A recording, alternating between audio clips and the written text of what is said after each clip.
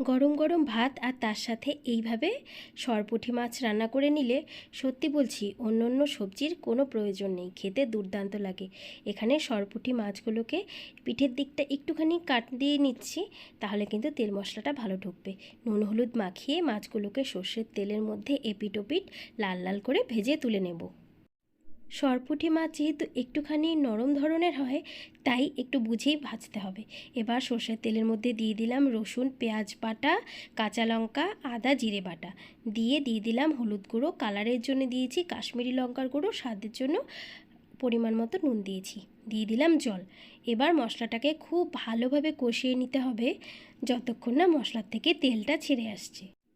মশলাটা কষানো হয়ে গেলে এখন দিয়ে দিলাম পরিমাণ মতো জল, ঝোলটা ফুটে উঠলে দিয়ে দিলাম একে একে ভেজে রাখা মাছগুলো। তারপরে একটু নাড়াচাড়া করে নেব। এখানে ঝোলটা যেহেতু বেশি বাড়াবো না, একটু গ্রেভি রাখবো, তো সেই বুঝে ঝোলটা দিয়েছি। উপর থেকে ফ্রেশ ধনেপাতা ছড়িয়ে দিলাম। এবার একটু নাড়াচাড়া করে গরম গরম ভাতের সাথে সরপুঁটি মাছের এই রেসিপিটা একবার বানিয়ে দেখো, দুর্দান্ত লাগবে।